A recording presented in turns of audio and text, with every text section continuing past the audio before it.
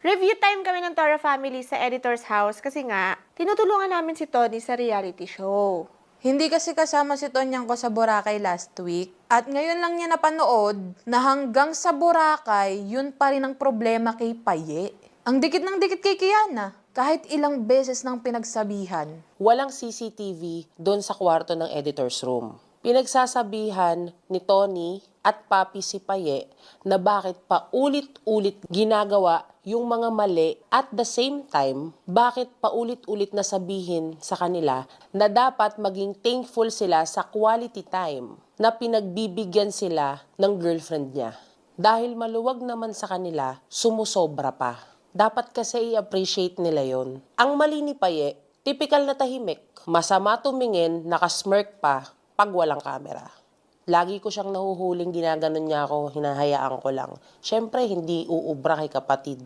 Sa totoo lang, nawala yung attention ko sa away ni Kiana at saka ni Mikay. Kasi, 2 beses to 3 times na natatama yung dalawa. Siguro doon nila na-release nung nakainom sila. Gusto ko pang mag-react pero hindi mawala sa utak ko na napansin ko yung may pang 100 na to. Paulit-ulit na tayo, Paye at Kiana. Lahat ng episode, kahit balikan nyo, lagi tayo mag-issue na gusto nyo lagi kayong magtabi. Iisa lang naman ang rule. Hindi namin pwedeng sundin yung ibang tao. Nang 18 naman yan, pinayagan nyo, hayaan nyo na hindi ibig sabihin na hinayaan mo yung anak mo magjowa, hinayaan mo siya magmahal ng iba bukod sa pamilya, binigyan mo ng pribilehiyo na makasama sa outing, sasagad ka na bilang magulang, nahahayaan mo nang maging maluwag ka na magtabi sa kama palagi. Mali yun. Binigyan mo siya ng pagkakataon na magkaroon ng jowa, pero may limitasyon. Ganun kami maging magulang kay Paye. Kaya Paye, hindi kami makikinig sa iba na hayaan nyo na malaki na 18 ka pa lang. Napasigaw na ako doon. Ano Paye? Kanina ka patahimik dyan. Hinayaan mong mukhang tanga na salita ng salita yung mga buntis dyan. Hindi ka ba naaawa? Malalaglagan na si Tonyang ko. Tapos si Papi baka mapaanak na.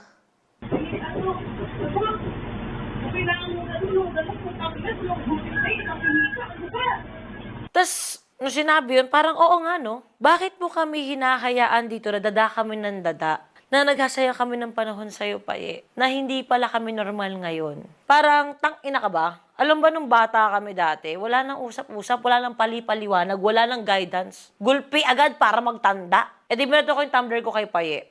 Pero wala, hindi naman tumama eh. Sayang.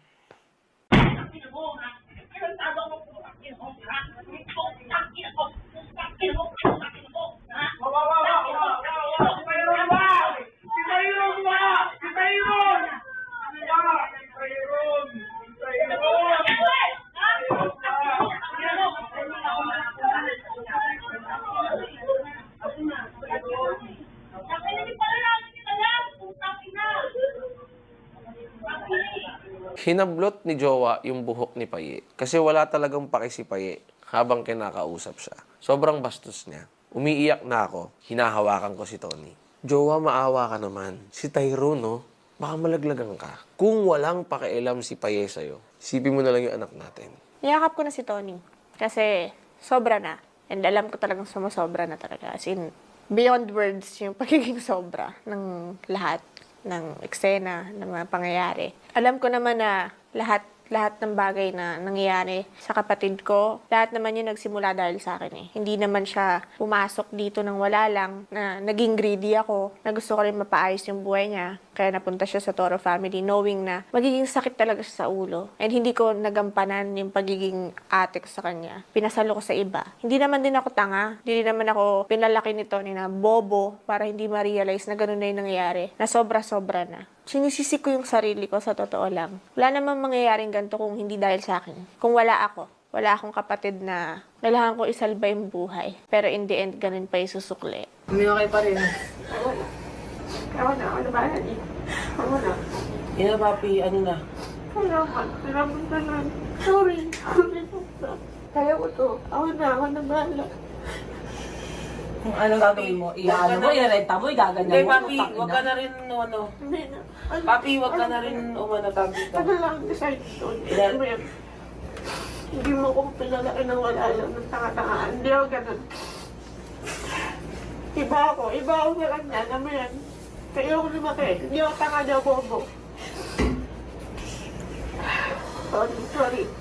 Tumigil na muna kayong dalawang buntis. Sige na, magpahinga kayong dalawa. Sorry.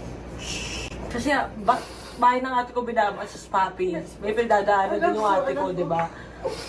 Sorry. Alam ko naman lahat na yun. Dahil lang sa akin eh. Hindi nyo rin naman kukunin at hindi ako nandito. Pahinga muna kayong dalawa sa Wala, naiyak na lang talaga ako. Hinahalma ko na lang talaga si Tony kasi isa rin siyang critical din magbuntis. Sa totoo lang, I really feel bad. Hindi lang para sa sarili ko, kundi para sa buong Toro family.